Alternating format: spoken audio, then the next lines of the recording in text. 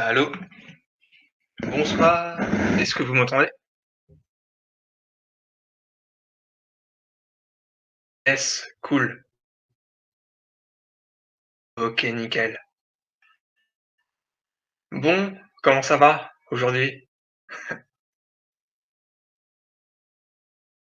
Est-ce que vous avez essayé les Sansan du coup? Toujours confiné, ouais, c'est compliqué. Est-ce que vous avez tenté? Moi ça va, ça va. Le Go Cosmique, pourquoi pas? C'est marrant aussi. Marrant aussi. Tu fait, Sanranse du coup?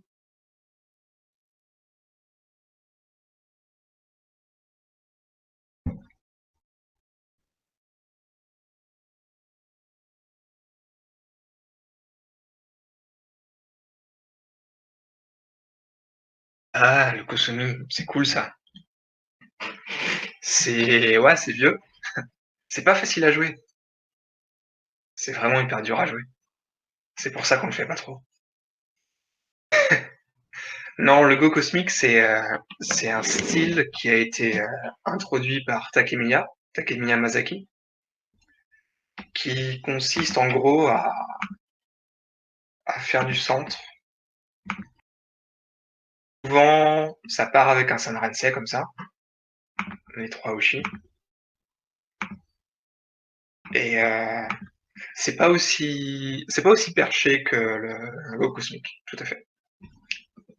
Et par exemple, blanc accroché là, noir pouvait jouer ici direct et souvent, donc noir partait sur un gros Moyo et donc Takemiya, il a fait un livre là-dessus, qui s'appelle, Le Go cosmique justement, et il me dit beaucoup: «Suivez votre intuition, suivez votre cœur», tout ça. Donc c'est très joli, c'est très sympa comme concept. Après c'est vachement dur à jouer mine de rien et Takemiya, il avait une grosse, grosse lecture qui lui permettait de bien pouvoir suivre son cœur du coup. Donc voilà, c'est un peu compliqué, mais c'est très marrant à faire.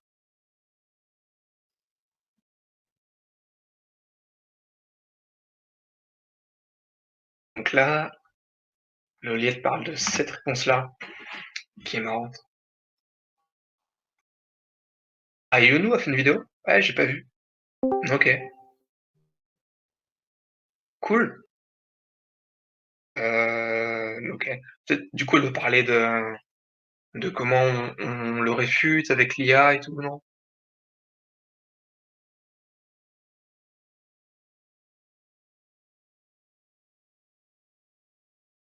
Lire le bouquin Perte de pierre, ouais, bah, forcément, c'est plus dur à jouer, donc tu mets pas les chances de ton côté souvent quand tu joues comme ça. Sauf si t'es à l'aise avec ce style-là, mais bon, après, chacun son truc, hein. Ça va venir. Il faut essayer de toute façon. Dès que vous apprenez un truc, peu importe qui vous apprend, essayez-le parce qu'il y a que comme ça que vous retiendrez des choses, quoi. Quand la dernière fois elle fait ça, je sais jamais quoi jouer, comment rentrer dedans. Ouais, ouais, ben, c'est pas facile, toujours évident. Réponse en IA aux 4,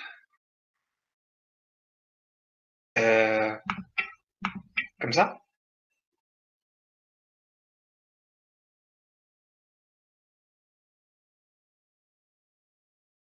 Ah, autre chose peut-être avec le Sunrise.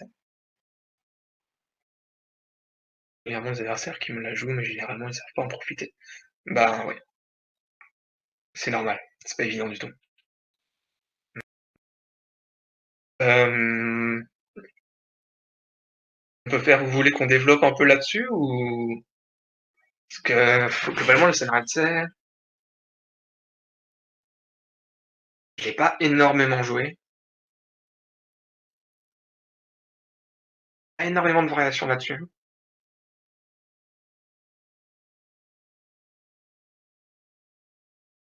Je sais pas trop, ça a l'air un peu flou comme ça, comment déjà, est-ce que quelqu'un a une question précise sur quelque chose qu'il a prévu pour ce soir? Ou bien ou une partie à commenter ou une question sur un Joseki ou Tu nous parles de ta Corona. Ah! Et bah, écoute, tous les mardis soirs pendant le confinement du coup, on va faire ça. Ouais, hésitez pas à noter quelque part, ou à faire des screens de vos parties ou d'une position, des trucs comme ça. Concept à développer ou si vous avez vu une vidéo que vous voulez approfondir. Donc,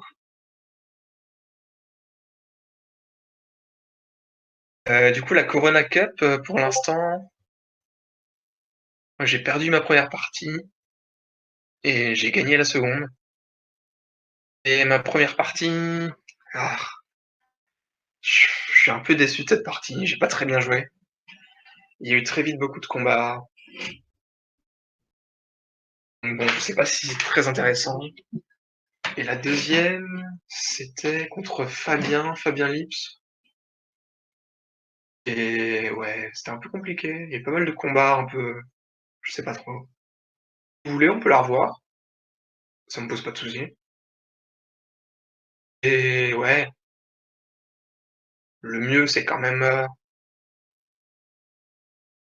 dire, le principe du truc, c'est quand même de répondre à vos interrogations à vous, tu vois? Donc,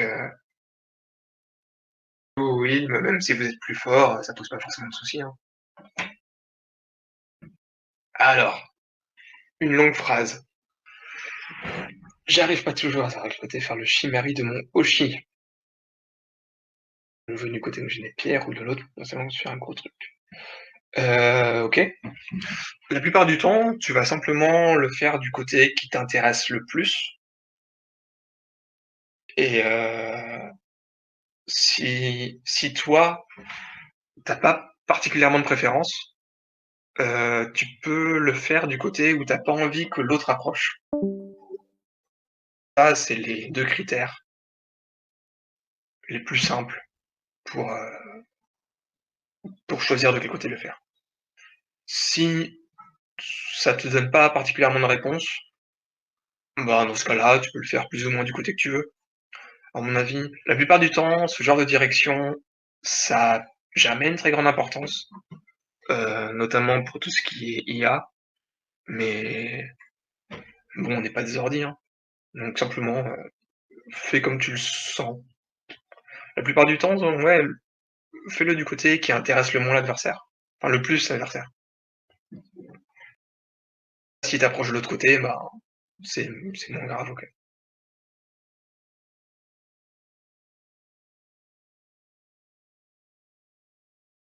Oh! Ah,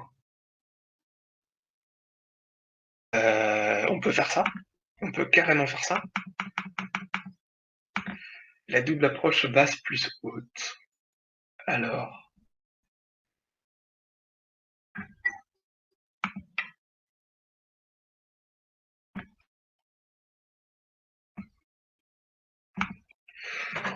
comme ça donc. Ah! Ça, c'est intéressant, c'est ouais, c'est marrant. Bah, très bien, on n'a qu'à faire ça. Qu'est-ce que vous connaissez comme, réponse pour blanc ici?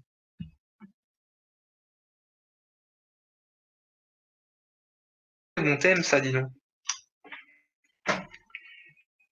F16, tac, OK, autre chose?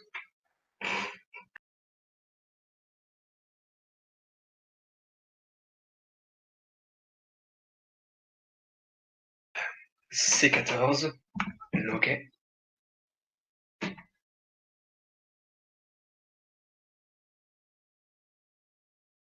OK, une autre idée?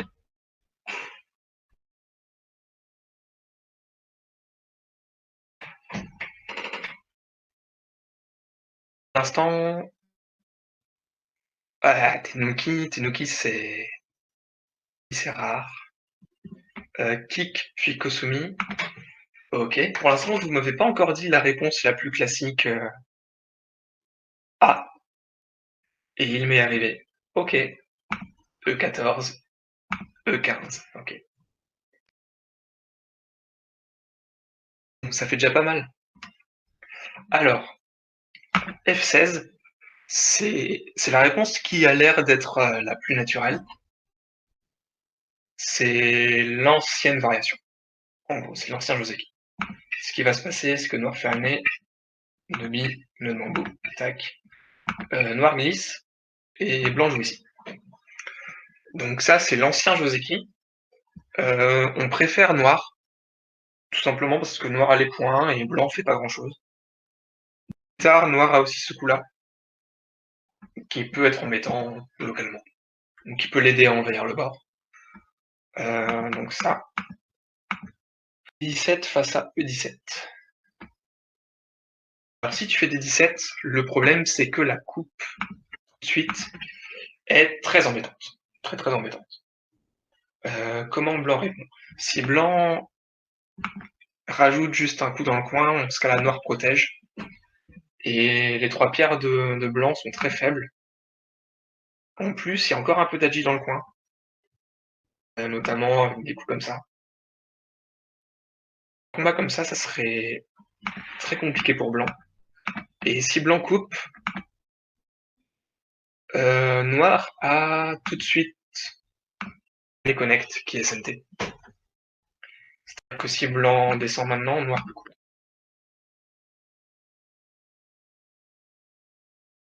Donc là, il va perdre soit les 3 pierres, soit la pierre toute seule. Donc les deux. Si blanc essaye un truc comme ça, noir peut faire atterrir une fois, peut-être même sortir ici, couper. Pardon. Donc toutes ces variations-là sont un peu catastrophiques pour blanc. Donc suite à la coupe, ici, blanc n'a aucune bonne réponse. Si blanc fait simplement ça, il est enfermé, le coin est c'est trop désagréable aussi. Donc c'est très différent par rapport à quand la pierre est en dessous. La pierre est en dessous, si noir coupe, comment blanc répond?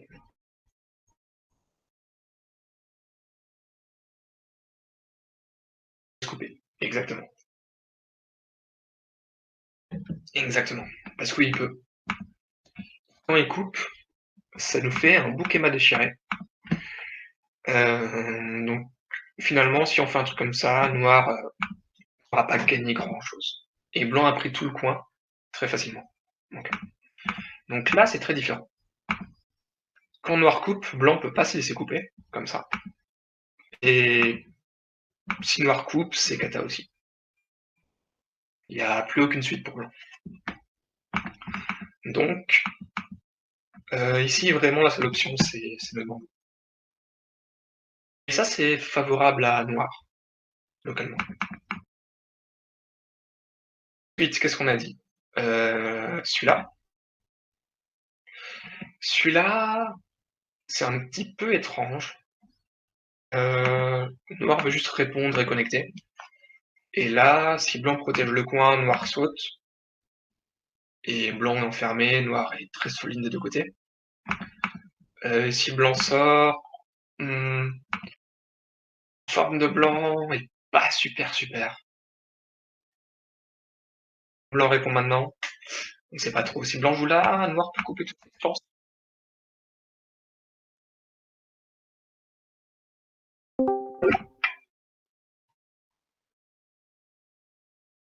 Donc si blanc descend, noir peut couper là encore. Si blanc joue là, blanc perd les 5 pierres. Et bon, même si la coupe marche pas tout de suite, bon, a priori elle marche quand même. Si noir fait genre un truc comme ça, blanc n'a pas trop de bonnes réponses localement. Si blanc revient juste comme ça, dans ce cas-là, tous les échanges ici, tous les échanges là ont beaucoup renforcé noir. Donc, ce genre de coup, comme C14, il faut le jouer vraiment en dernier recours. Parce que ça renforce beaucoup, beaucoup l'adversaire. Donc si vraiment vous avez que ça pour vivre, ou à la limite, si par exemple, On est sur un truc comme ça, où noir est très surconcentré. Là, ça peut être OK. Ça va aider à encore plus surconcentrer noir, et ces échanges-là ont plus renforcé blanc que noir. Donc dans ce cas-là, c'est OK. Dans ce cas-là, c'est OK. Mais ouais, c'est vraiment des cas très particuliers, quoi. Donc on a vu A, c'est l'ancien Joseki, B, ça renforce trop. C, ça ressemble à un truc, et en général, blanc a une pierre de pince, par ici. Pierre de pince, je crois pas que ça existe. Je suis pas certain que ça existe avec la pince. Enfin, sans la pince, pardon. Il y a une pierre en J17, on peut comme ça, Joseki comme ça, ou noir peut aussi jouer ici.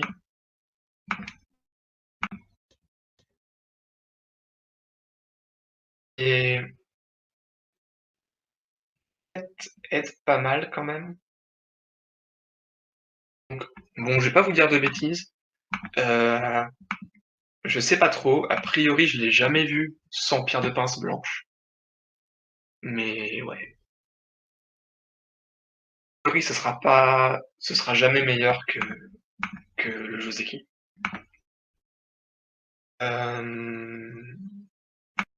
Eux, noir va prendre le coin assez facilement.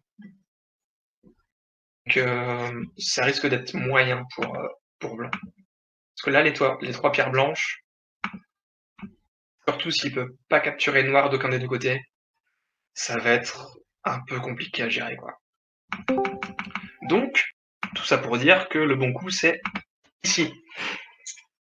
Ok. Quelles sont les réponses de noir? À vous de me dire.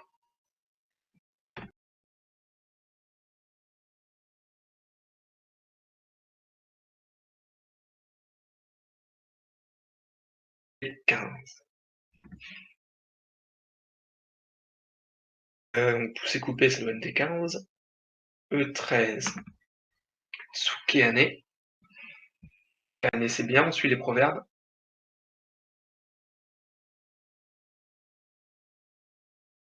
15.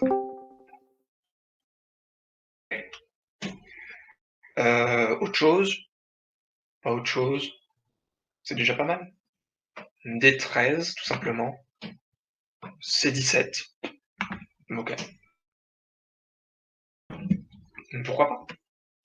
Pourquoi pas, on est pas mal. Alors, ce coup-là, comment blanc répond?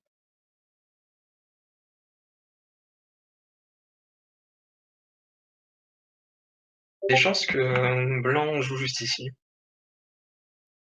Et si noir pousse encore, blanc recule, et noir se fait encore trancher. Et en plus, noir a encore besoin de rajouter un coup par ici. S'il le fait, blanc sort encore. Ça a l'air trop bon pour blanc. Ça a l'air trop bon pour blanc. Si blanc bloque juste, après la coupe, c'est un peu comme tout à l'heure. Je pense que blanc a beaucoup de problèmes à gérer en même temps. Et ouais, a priori, noir peut combattre. Noir peut gérer ce genre de combat. Sans souci.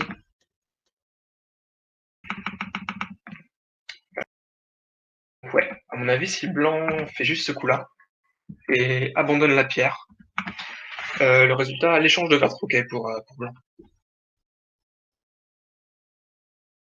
En plus, se faire un année... Ouais, bon, c'est pas grave. Ensuite, on n'a qu'à faire E. Ce coup-là, il me semble que c'est un ancien Joseki aussi. Euh,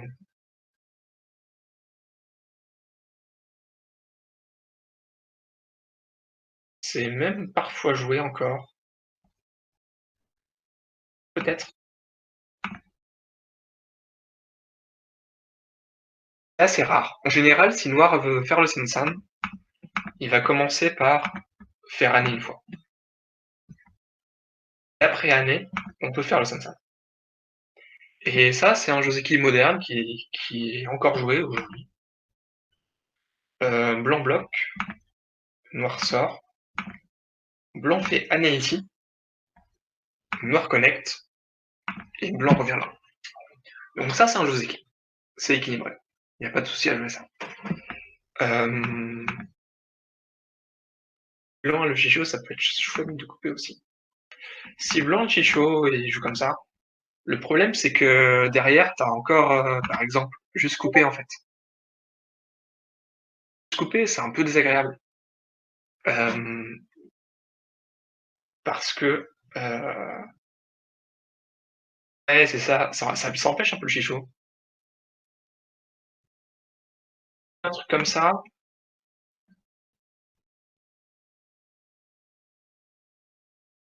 ça casse un peu l'idée de blanc.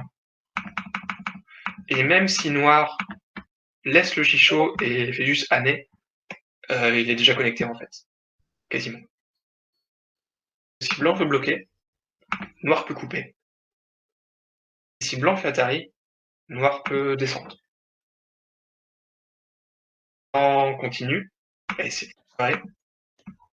Tac, tac, tac, tac. Hop. Il se retrouve avec juste 3 libertés. Et là, blanc est mort. En plus, noir a encore tous les briseurs du Chicho. Donc, si noir peut se connecter comme ça, ça n'a pas l'air top pour blanc. Vraiment, noir obtient tout le territoire du coin et du bord. Et bon, c'est un peu... Blanc a pas récupéré tant que ça, finalement. Donc non, en général, on fait pas Atari. En général, on fait juste ça. Et si noir bloque, qui aussi, et noir a toujours un problème à régler. C'est-à-dire que si noir revient maintenant, si on compare à la séquence de tout à l'heure, quand noir joue ici, que blanc joue là, noir n'a pas forcément envie de jouer ici tout de suite en fait.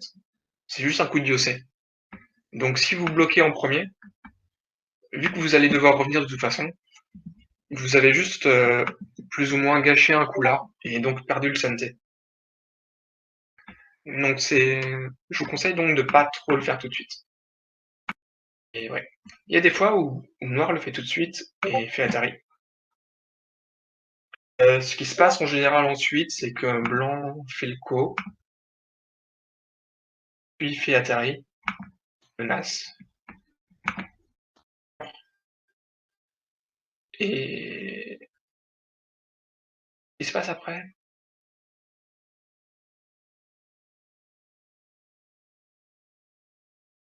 Pousse une fois et revient. Quelque chose comme ça. Je peux pas vous dire de bêtises. Je me souviens plus très bien de cette variation. C'est pas la plus classique. En général, noir revient juste protégé. Et noir est content d'être santé. En plus, là. Oups. Ah.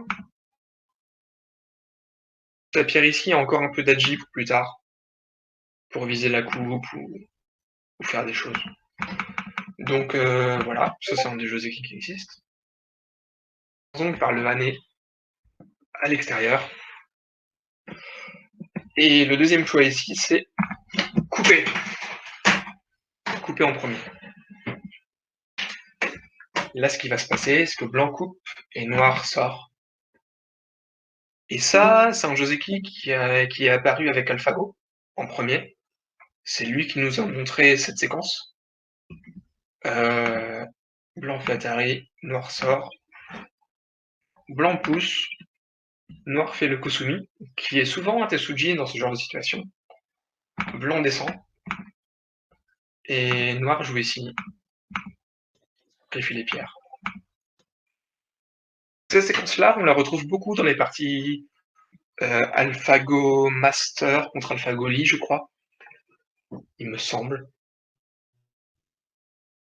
Master contre les pros, les 60 parties, là, 40 parties, sur TieGem. Ouais, ça c'est possible aussi. C'est possible aussi. Ouais. Donc a priori, la noire ne peut pas trop jouer ici, sinon Blanc est le premier dans le coin, donc noir va mourir.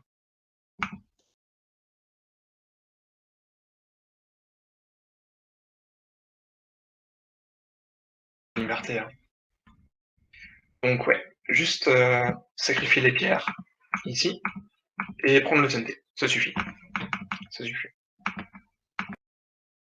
Donc ouais, ça c'est une des autres variations possibles. Et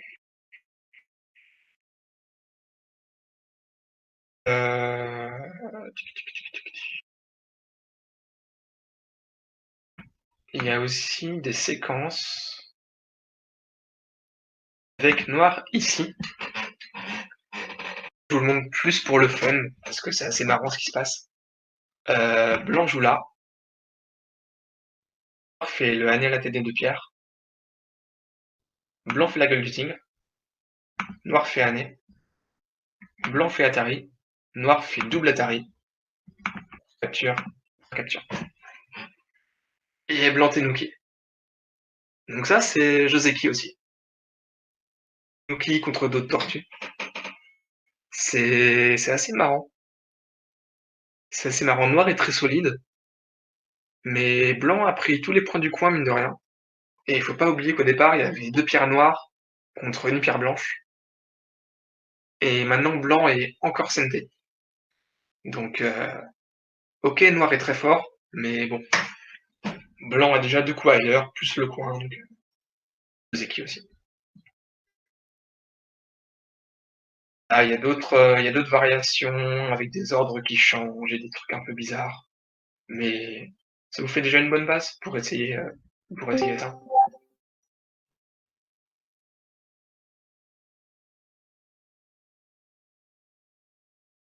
J'ai pas parlé de dés. Et il existe aussi de reculer, il me semble. Mais qu'est-ce qui se passe après?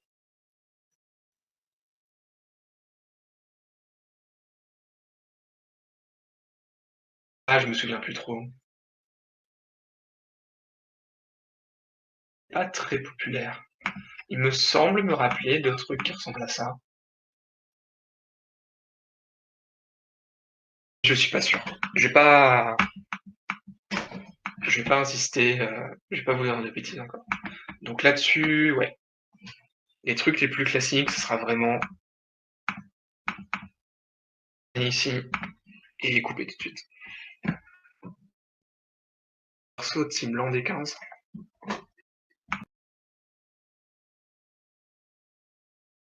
Saute là.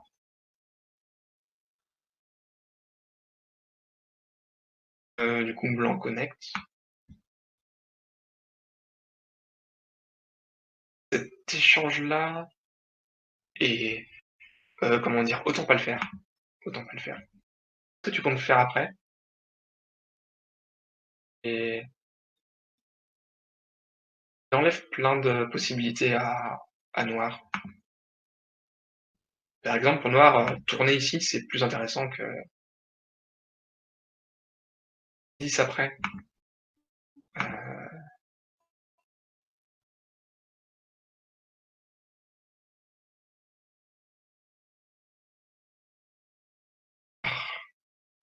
l'échange, l'échange apporte pas grand-chose. Par exemple, si blanc revient dans le coin, autant pas le faire. Je pense autant pas le faire. On peut gagner des échanges comme ça.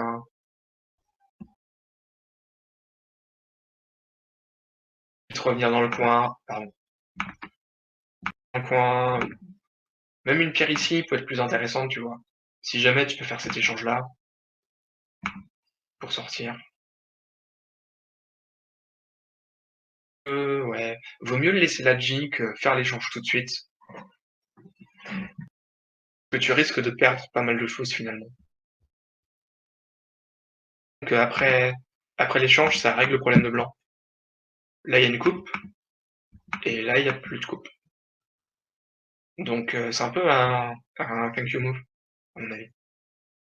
Si blanc F16 tout de suite après que noir recule.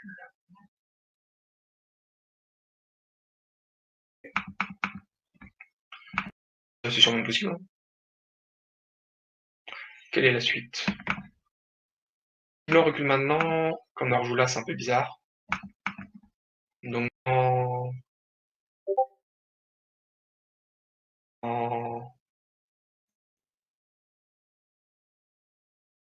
je sais pas. Non, mais waouh, je me souviens plus vraiment. Il me semble, je crois vraiment que c'est ça, mais c'est pas très important. C'est pas très important. Dans tous les cas, on a déjà vu à peu près tout ce qui se passait sur cette double approche.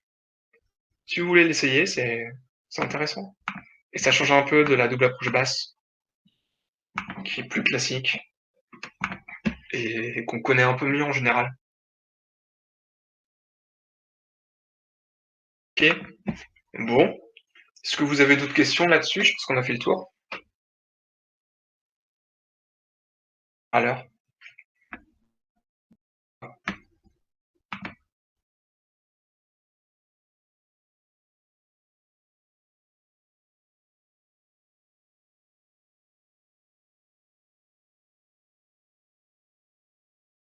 ah, c'est comme tu veux.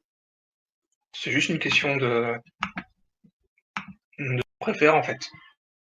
Et si tu connais un peu les Joseki, tu peux imaginer à ce moment-là qu'est-ce qui t'intéresse mieux en fait. Donc dans la plupart des Joseki après celui-là,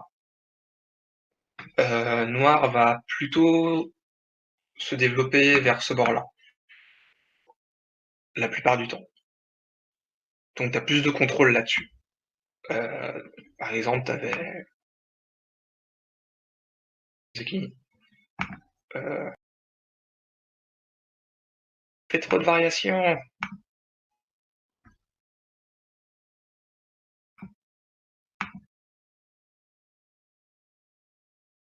Juste leur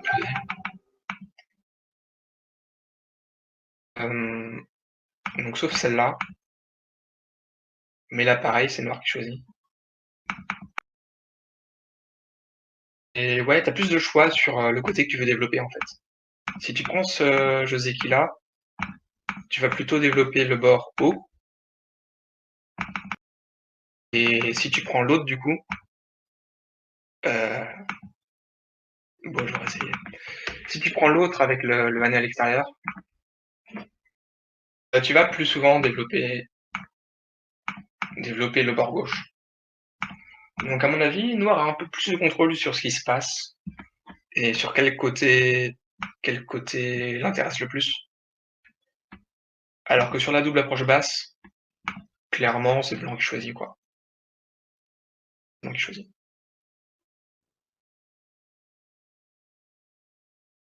Je ne la joue pas si je n'ai pas Noir vers D4. Le fait que Blanc peut approcher de trop près vers C12. Mais ça se voit plus quand Blanc frappe sur la pierre basse.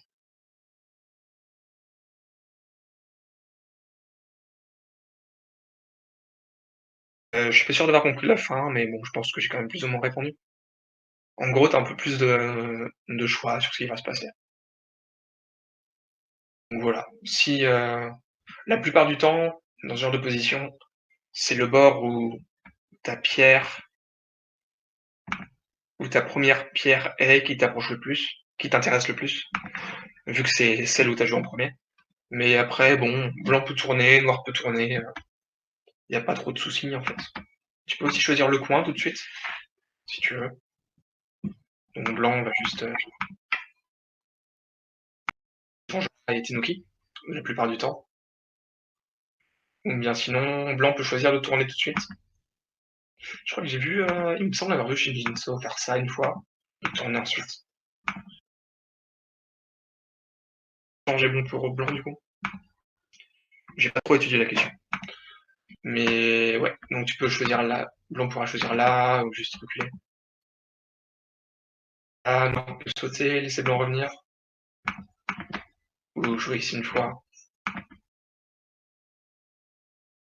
Tac, tac.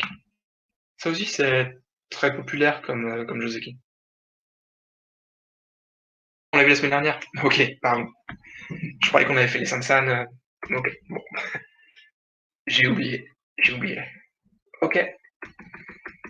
Euh... C'est bien. C'est bien. Ok. Bah écoutez, je pense qu'on a fait le tour sur cette double approche haute. Salut Théo. T'as raté tout le début, mais tu viens juste à temps pour la deuxième partie qui va avoir lieu et qui aura pour thème, je sais pas encore. Alors, un autre une question, je connais pas mal quand même. Il y a bien des gens qui se posent des questions et qui ne connaissent pas encore tout sur le Go. Ah oui, vous avez joué votre Rengo. Alors, vous avez gagné? Failli mourir au centre d'ailleurs. J'ai vu. Ah ouais, 40. Eh ben, ça fait un gros commis ça.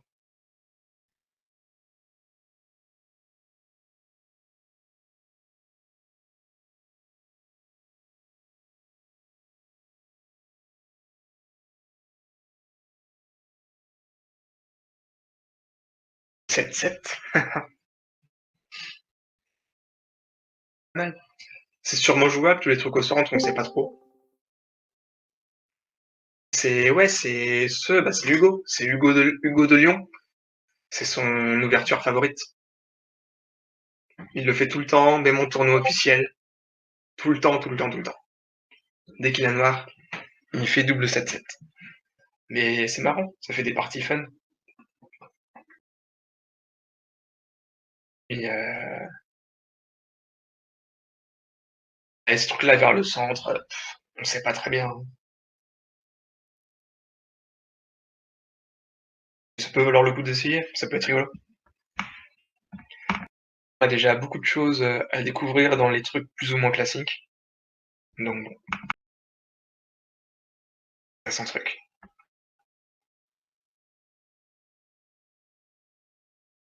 Alors les enfants, des questions?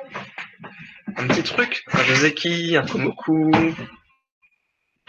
Quelqu'un qui a joué des Sansan?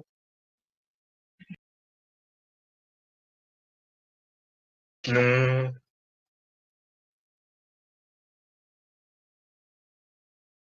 comment on gère quand notre adversaire joue le Tengen tôt dans la partie? Tôt dans la partie, c'est premier coup. Il n'y a pas de hors-sujet, hein. Enfin, sauf si, tant que ça parle de Go, même si c'est pas forcément des Joseki, même si c'est le monde du Go ou quoi. Un ou trois pour noir. Genre, bah en gros, si ton adversaire fait un Tengen, forcément, en toutes tes décisions des Joseki, va être basé sur le Tengen en fait. Si tu. Ah ok, oui, tac. Cool. Euh, En gros, si on part là-dessus, le thème de la partie, ça va être pour noir de d'essayer de profiter un maximum de la Pyrotengen, et pour blanc d'essayer de dévaloriser la Pyrotengen un maximum. Noir au centre sert à rien, blanc gagne. Si la pierre noire au centre est utile, noir gagne. Et ouais, forcément, ça va tout impacter, tu vois. Par exemple, si tu commences à faire des Sansan, bah forcément le truc de noir va bien marcher, quoi. Risque d'être plus simple souvent de faire juste un truc comme ça, et juste de chercher noir, quoi.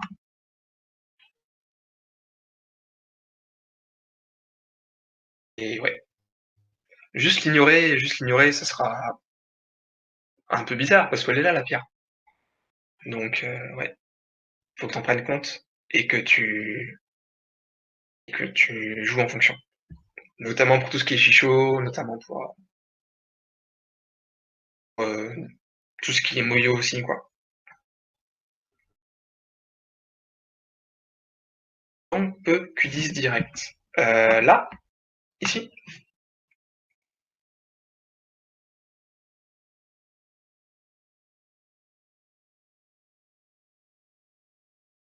C'est la question, Lopia? Ah non, juste là.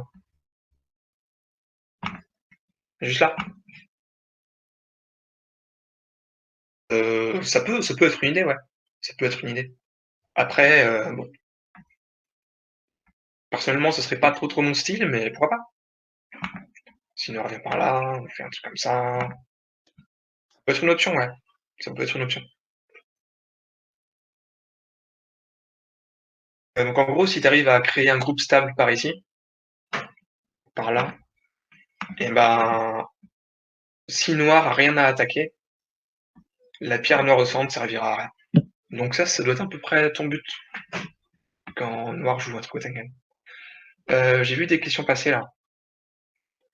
Le truc de Witak, et des chichots et blanc les éviter, ouais. Et noir va vouloir provoquer des combats, globalement, et blanc les éviter. Les approches deuxième ligne de Hoshi, pourquoi pas. Comment rentabiliser Amoku Azuchi avec le nouveau style de Ngo. T'as une vidéo de Yonu là-dessus, sur les 5-3 et les nouvelles variations par les IA. Donc je te conseille de la regarder si tu l'as pas vu, du coup. Euh, Bien vite fait.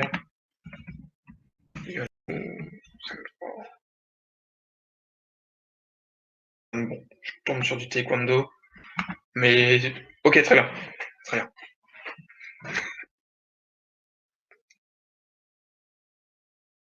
Il y avait Thibaut qui disait les approches deuxième ligne de Hoshi, c'est pas mal ça aussi.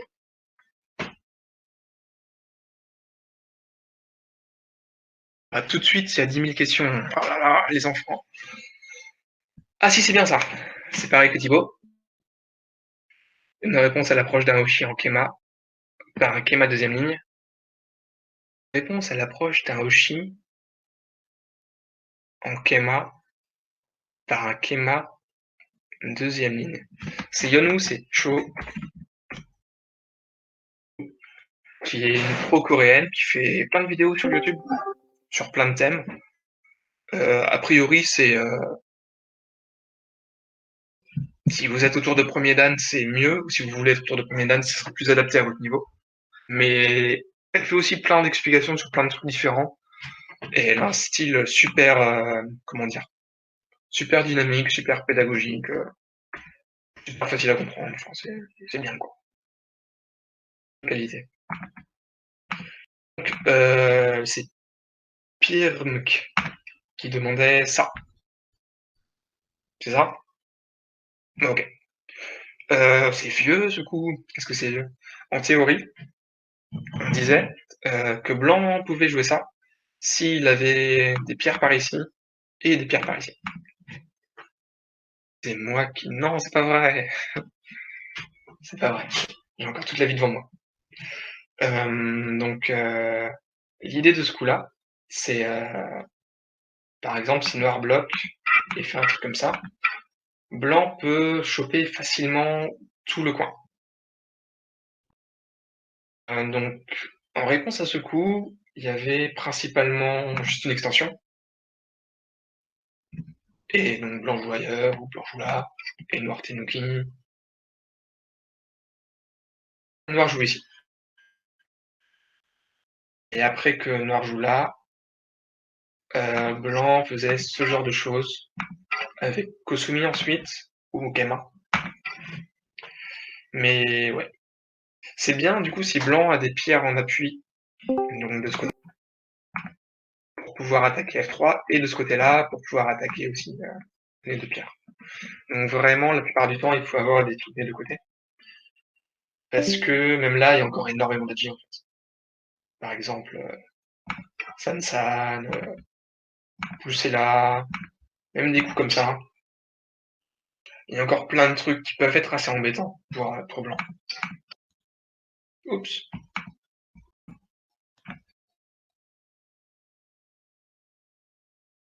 Ça peut, voilà. Donc il faut mieux avoir des copains dans la zone, sinon c'est un peu risqué. Euh, et depuis AlphaGo, depuis les IA, tout ça, On voit plus du tout ce Kema-là. On va l'avoir vu une seule fois en partie pro, un peu fort. Donc, peut-être question de mode, oui, principalement question de mode. Ou peut-être aussi qu'ils ont étudié, qu'il se trouve que Noir a plein de réponses qu'on ne connaît pas forcément. Enfin, je sais pas. Oui, c'est surtout que ça reste très ouvert en fait. Donc même si Noir répond juste, ben Blanc a quasiment besoin de rajouter un coup encore. Si Blanc Tenuki maintenant, ce coup-là est très désagréable. Si Blanc veut juste protéger les coins, finalement ça va lui coûter assez cher. Non, ouais, ça a pas l'air si rentable que ça, mine de rien. Le truc de Thibaut sur les approches, deuxième ligne. On est d'accord, Thibaut, c'est quand Noir fait déjà un Shimari?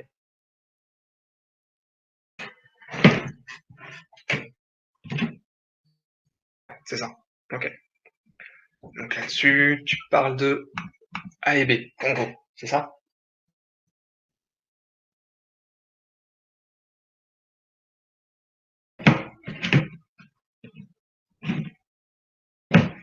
Ok. Euh, donc ouais, c'est les avec R14 aussi. C'est les trois coups les plus classiques d'approche d'un Shimari.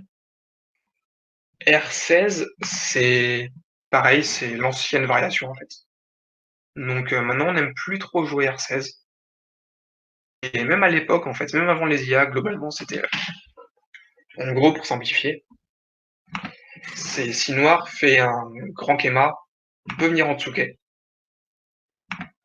Si Noir fait un petit Kema, on vient plutôt deuxième ligne comme ça. Comme ça. C'est un peu la théorie traditionnelle. Si Blanc joue ici, la plupart du temps, on aurait juste bloqué le coin, descendre, et c'est un truc comme ça.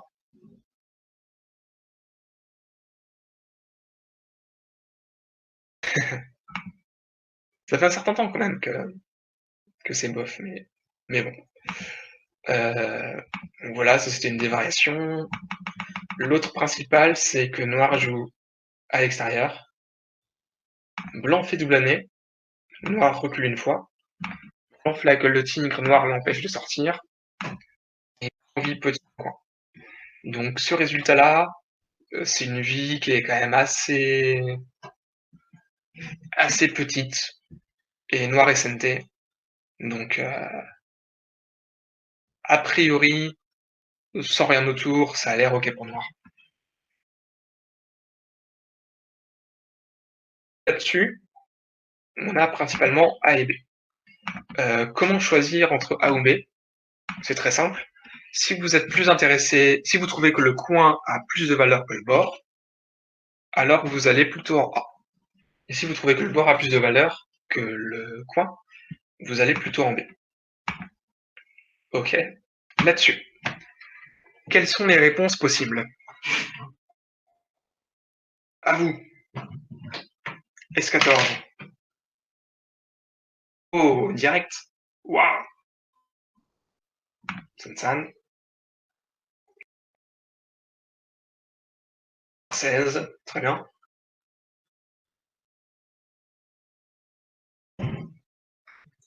R15. Elodie. Ok.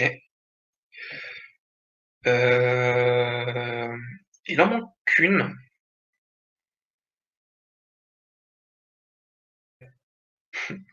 R14, ouais, c'est ça. Même si on ne joue pas trop. Donc, on va commencer par le Sansa. Celui-là, c'est pas super pour Noir. C'est un peu trop passif, en fait. C'est un peu trop passif. Blanc va juste sauter, et c'est un bon échange déjà pour Blanc. Donc c'est un peu trop passif. Si vous voulez bloquer le coin, le mieux c'est de faire le Nobi comme ça. Donc, ce qui va se passer, c'est que Blanc joue ici, Noir joue là, et Blanc sort. Donc ça, c'est OK, ça c'est normal. C'est l'un des jeux équines les plus simples. Souvent on fait l'échange aussi en S18. Tard, blanc pourra se connecter sur la première ligne, donc c'est envisageable. Heu, Blanc peut pas trop jouer ici, la plupart du temps, parce que localement, est mort. Donc il y a des cas très rares, une fois que Jay a fait ça, mais il avait un peu de soutien à l'extérieur et grâce au clamp ici, il a pu sortir son groupe, donc allez. Mais sauf cas très, très rare, on peut jamais jouer à l'intérieur comme ça. Comment? 19 fait pas vivre? Non, parce que ici,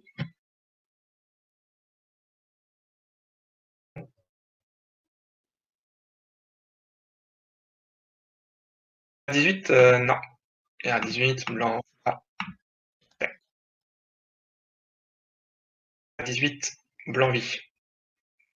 Il faut faire plus de Tsume Hero. Peut-être que celui-là marche aussi, hein. Blanc joue là, et c'est pas. Et tac, tac, tac. Il faut absolument jouer ici en premier. Et là, si blanc joue ici, on va dire qu'il n'y a pas de faiblesse à l'extérieur. Noir est là, ou même là avant. Or, si blanc joue ici, faire amener et jouer dedans. Tac. Donc, oui, bah oui, oui, bien sûr. Mais bon, après, si noir joue là et que blanc doit revenir, la vie est encore plus misérable que tout à l'heure dans le truc. Enfin, donc bon. Tugudugudum. Ok. Ah, c'est une réponse intéressante. Ça, c'est dans la plupart des cas, ça va être la réponse la plus sévère. Joue dans le l'œil d'éléphant tout de suite. Noir va juste revenir au Sansan maintenant. Et là, les deux pierres de blanc à, à sortir en fait. Enfin, disons que pendant un certain temps, ils vont être peu abîmés et blanc va avoir besoin de beaucoup de coups pour les faire vivre. Donc noir va pouvoir côté. Du coup, à l'époque, on disait que blanc devait faire Sansan en premier. Maintenant, blanc peut jouer ici. Et maintenant, quand noir vient en Sansan, blanc peut être plus sévère sur la pierre, en gros. Et à ce moment-là, blanc peut aussi choisir de juste vivre dans le coin. Noir joue là, blanc fait l'échange, et blanc Tenuki. Localement, c'est Ko. Fait Atari et blanc fait Ko. Donc blanc le laisse, vu que noir peut pas tuer sans condition. Ah, maintenant, je sais pas ce que ça vaut par rapport aux IA et tout. Donc, à voir, à étudier. Ouais, la plupart du temps, blanc fait Sansan, puis œil d'éléphant. Et là, c'est OK. Donc, ensuite, celui-là. Celui-là, ça veut dire qu'on va laisser blanc vivre dans le coin. De cette séquence, non? Je sais plus. On va laisser blanc vivre dans le coin. Et on va prendre l'extérieur. Donc, blanc pousse une fois, noir bloque, et blanc fait Tsuke. Noir protège la faiblesse. En pousse, fait année, noir fait le année à la tête des 2 pierres. Enfin, le double année à la tête des 2 pierres, je sais pas trop comment on dit. Et là, noir peut choisir double année là, en fonction de ce qu'il préfère.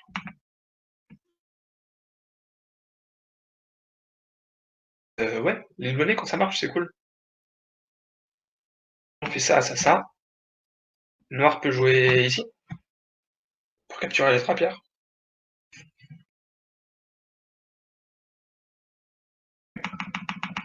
Et donc l'autre, c'est si noir veut enfermer blanc dans le coin.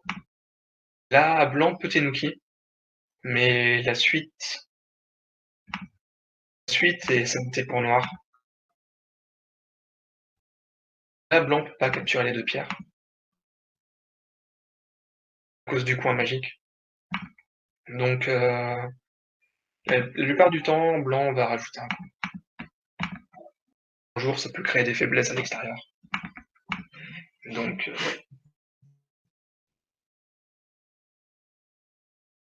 du coup, voilà Thibaut, je sais pas si tu avais une question plus précise que ça. Je montre les séquences un peu à la suite, mais dis-moi si t'as un truc, si t'avais une idée en tête.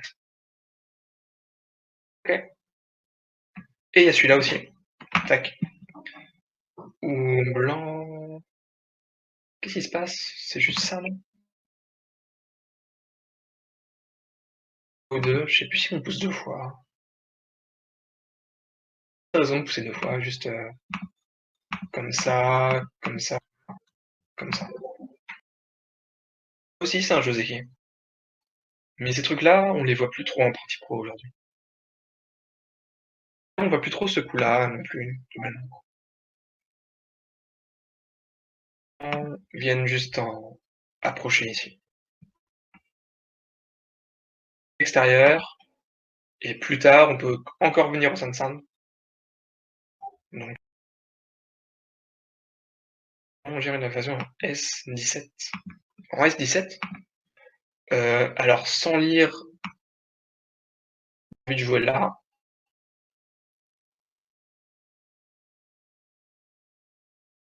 et en lisant, juste ici. Ce que fait blanc maintenant, ça a l'air un peu compliqué, hein. S'il fait ça, ça revient aux séquences de tout à l'heure. Ça, localement, tiens, même noir recule. Là, blanc est mort. Taille gem, ça m'étonne pas. Ça m'étonne pas. Mais sinon, juste, tu joues là, non? Non, comme ça, bah, tu le laisses vivre. 10% des cas, ça va être bon pour noir, ça. Et le coin, c'est encore un code Milan. Donc, c'est comme si c'était Seki, en fait. Et le plus simple, c'est juste tu laisses vivre. Sinon, si tu veux pas laisser vivre, tu peux faire Sansan ou celui-là est peut-être un peu compliqué en fonction de la situation. Mais ouais, sinon juste Sansan.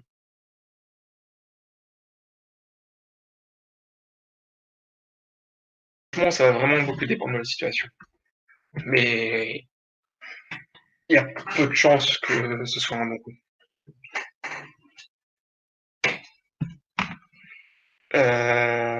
Du coup, voilà. Ah, c'est si vous pensez que le coin a un peu plus de valeur que le bord, notamment suite à cette séquence-là, qui réduit un peu plus le coin.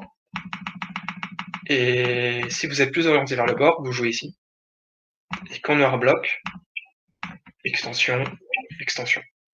Donc là, le coin noir est un peu plus gros, mais blanc est un peu mieux installé sur le bord. Donc voilà, à vous de voir ce que vous préférez. Voilà, c'est pas mal déjà. Que dire de plus? Que dire de plus?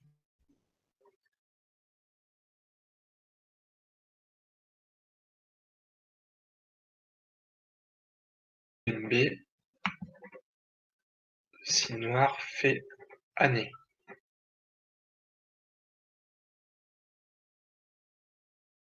Je comprends pas.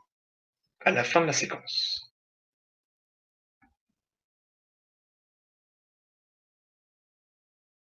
Ah, j'ai joué trop de séquences trop vite, je vois pas de laquelle tu parles. Q15? Ah, tourner? Juste tourner? Ben, ça dépend en fait. Si tu peux t'étendre là, tu t'étends là. Et si noir veut les 2 pierres, tu me donnes les 2 pierres, c'est pas très grave. Il doit rajouter encore un coup, puis encore enfin là, tu peux encore te connecter plus ou moins, donc rajouter 1000 coups pour capturer les 2 pierres, il peut. Mais à partir de ce moment-là, ce que blanc veut, c'est juste s'installer sur le bord en fait. Donc les 2 pierres en tant que telles, vu qu'elles représentent rien, elles ne créent pas d'agi dans le coin, c'est pas des pierres de coupe, donc les lâcher. Si tu peux les lâcher, autant les lâcher. Une pierre noire par ici, et comme le noir tourne, juste sauter. À mon avis, hein, dans la plupart des cas, tu vas juste sauter. Et ça suffit, pas besoin d'être trop attaché aux 2 pierres en fait.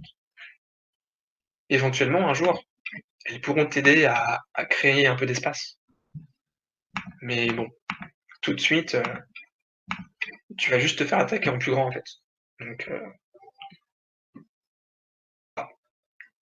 il faut pouvoir être flexible et apprendre à lâcher des pierres. C'est c'est une grande étape dans votre progression.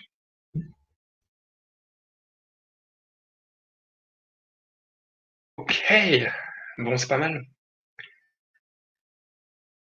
Sur le Ngo, on peut demander un spoil du Ngo.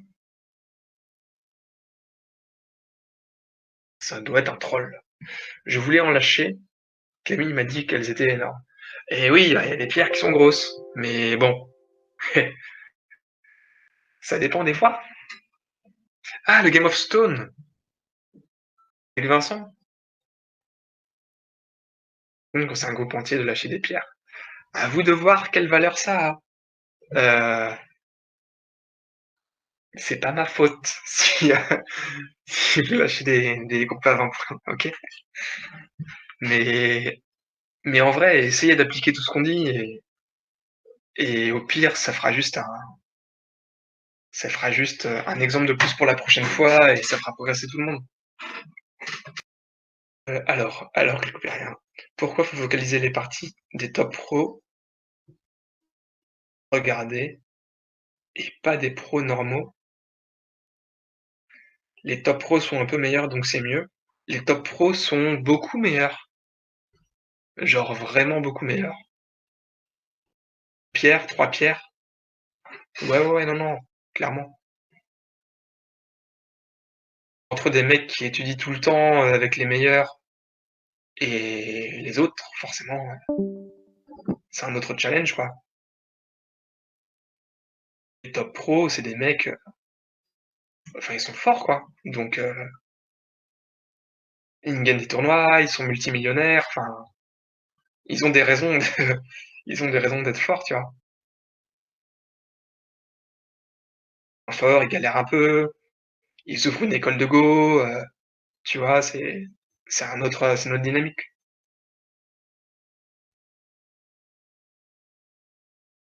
Si vous voulez parler du Game of Stone, moi je suis chaud, hein.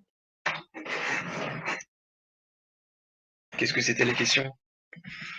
Je sais pas où ça en est là, il y a 2 épisodes qui sont sortis, 3 épisodes peut-être? Je les aime mes pierres. Il faut pas être trop attaché affectivement à tes pierres. Regarder des parties pro sur GoForGo, c'est bien, il faut regarder des parties pro. Enfin il faut. Ah, si t'es 7Q et que tu commences à regarder des parties pro, c'est cool. Tu vas devenir fort. Je pensais que c'était chaud, que je vois. Presque aussi fort que moi je pense. On peut Eh bien sûr, vous arrêtez quand vous voulez, hein. Enfin, partie, au bout de 30 coups, tu vois que ça va pas être une partie intéressante, tu quoi. C'est c'est un truc que vous pouvez faire complètement à votre rythme, regarder des parties pro. Si vous voulez la poser sur un Goban et passer 1 heure dessus, c'est cool. Si vous voulez juste passer 5 minutes à cliquer sur votre téléphone, et voir le Fuseki, voir les Joseki et tout, bah, c'est très bien aussi. C'est très bien aussi. Regarder une partie pro, ça peut vous prendre 2 minutes. J'aimerais bien, genre, la seconde partie où j'ai eu un peu l'impression de voir une direction très orientée vers le centre.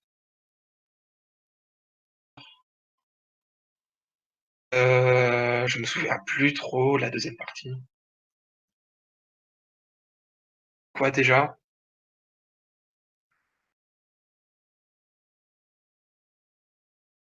Qu'est-ce qui s'était passé?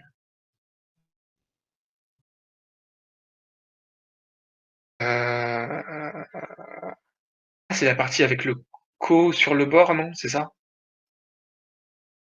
Ça fait un bout de temps qu'on les a joués, donc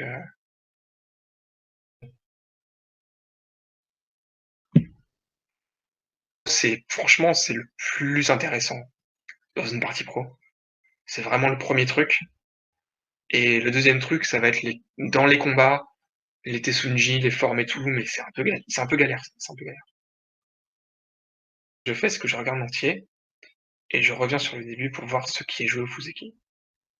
Ouais, le Fuseki, c'est plus intéressant. 5-10 minutes, très bien.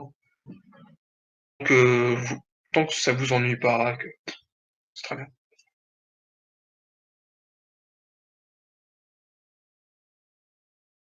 Petit 5 Sendan de la Corona, ouais, c'est pas mal aussi, ouais. Il y a des gens qui parlent, on peut discuter, on peut poser des questions, c'est sympa. Et le niveau est enfin, plein de choses à apprendre là-dedans. Il y a plein de choses à apprendre là-dedans, dans tous les cas de toute façon. Surtout au Fuseki, surtout au Fuseki. C'est le plus simple, donc même des joueurs Sangan, Senban, ils peuvent jouer des très très très bons Fuseki, quoi. Plutôt nord-centre, se pensait Yvan. Ah oui! C'était cette checker vite fait si j'arrive à m'en souvenir.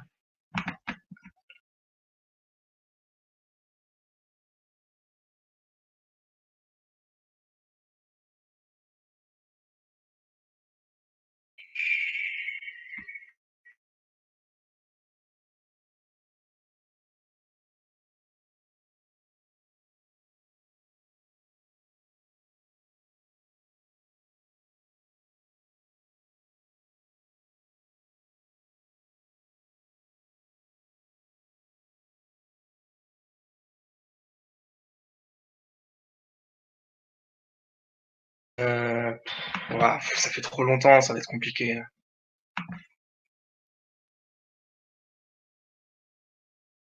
Est-ce que tu as le lien de la vidéo YouTube à la limite? Que je vois vite fait à quoi ça ressemble, parce que là, je me rappelle vraiment pas du tout. Ah, c'est bon, je l'ai trouvé.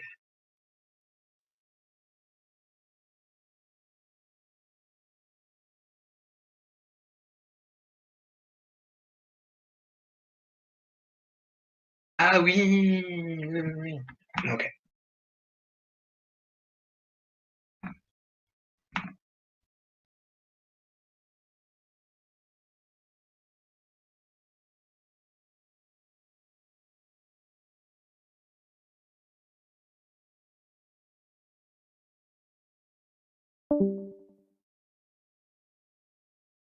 Ouais.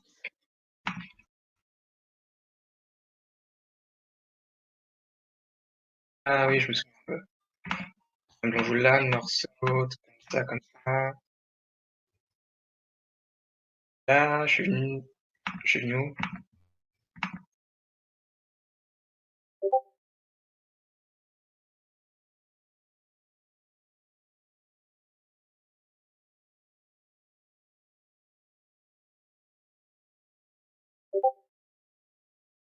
Oui, là, je suis venu là. On fait ça, et maintenant je suis venu là. OK. Du coup, là, tu surpris? Ah! Heu, ben, pour moi, l'idée, elle est assez simple ici. C'est que si blanc Si blanc joue là, il fait un gros bord avec beaucoup de points, alors que si noir joue là, je peux attaquer ce groupe et ce groupe, et en même temps enlever les points. Je peux arriver à faire 3 trucs en même temps avec un seul coup, c'est sympa. Donc voilà, ça me paraissait être un truc actif, en gros. Si blanc sort, que noir sort, bah blanc a deux problèmes à gérer, noir en a qu'un seul.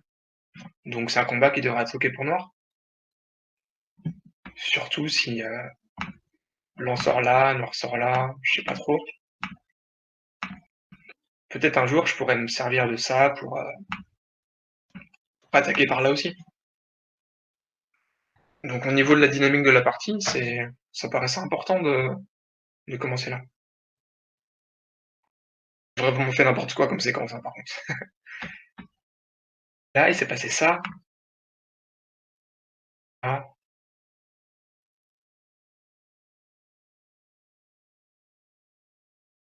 euh,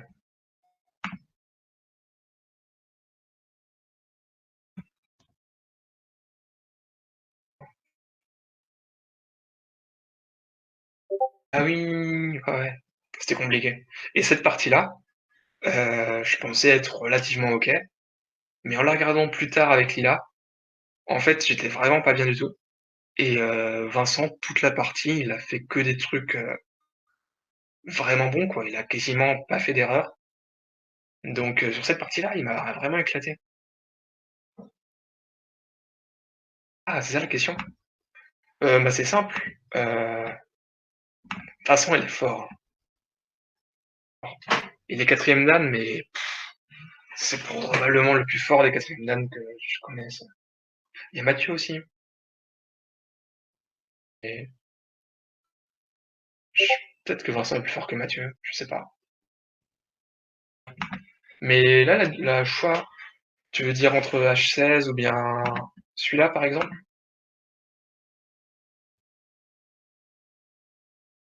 Tiens, en fait, c'est faire des tobies vers le centre. Donc, si je veux sortir, je suis plus rapide en étant comme ça qu'en étant comme ça, tout simplement. Je veux pas juste vivre, en fait. Ça m'intéresse pas de vivre là-haut. Je veux séparer pour créer des groupes faibles à blanc et attaquer ces groupes faibles. Et en les attaquant, je gagnerai des trucs ailleurs, tu vois. Juste vivre, juste vivre tout de suite, à rien de plus que la vie immédiate, en fait, globalement. La team Blanchard, Benjamin, c'est pas le plus fort des Canadiens du tout. C'est pas un poteau? Bah non, pas du tout.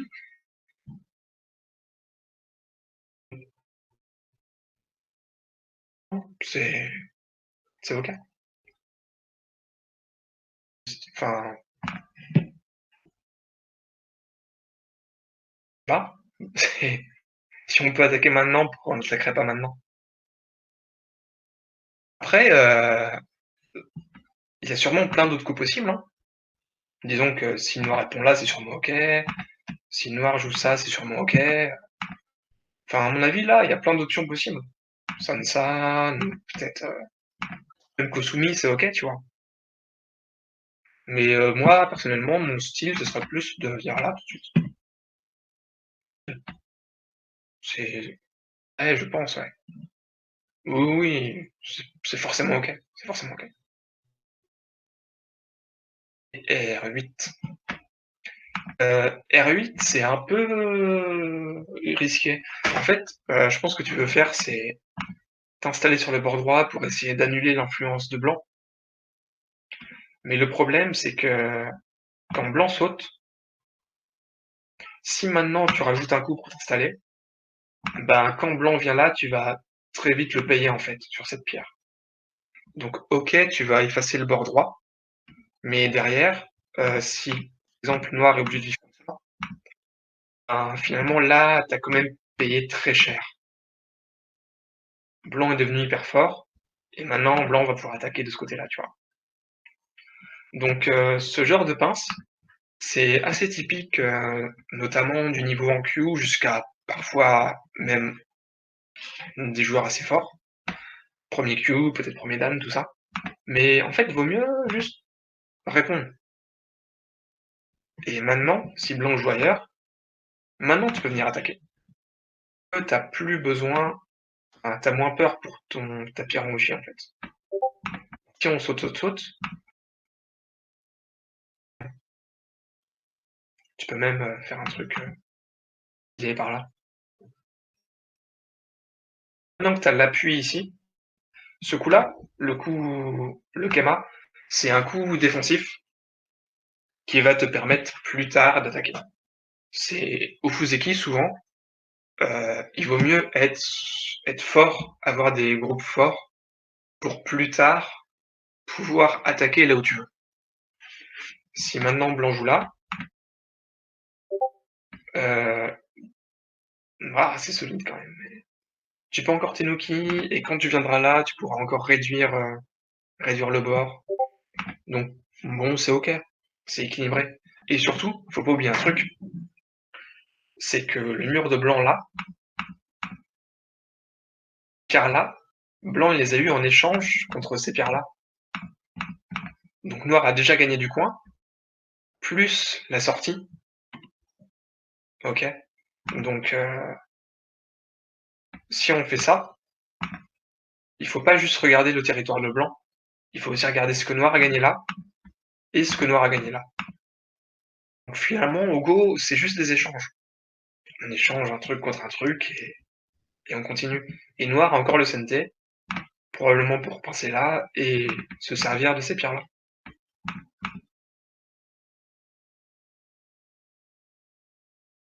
Donc ce genre de manière de réfléchir, des échanges et tout, c'est un truc qui change pas mal notre vision du jeu en fait. Petit, et plus le temps passera, plus ça sera naturel. Vous aidera souvent, ça vous aidera assez facilement à décoder des situations qui peuvent paraître floues. Juste imaginez ça, les pierres là contre ces pierres là, les échanges de territoire, tout n'est qu'échange.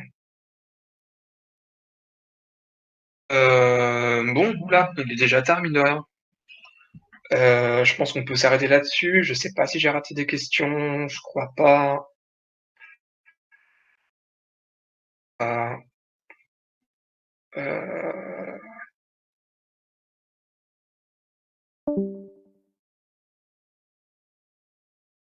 A8, ah oui, A8, c'était ça. Ok. Vous avez fait quoi au début?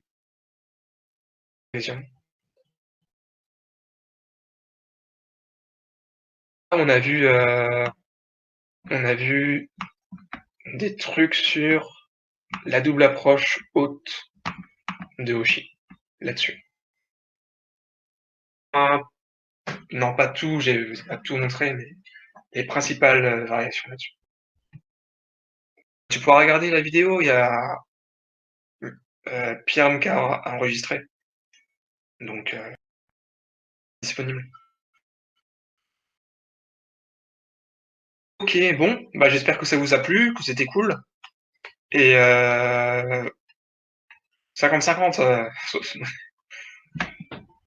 Et voilà, voilà. Donc si vous avez si vous avez des questions, si jamais je vous conseille vraiment de tout ce qu'on voit là, de l'essayer en partie.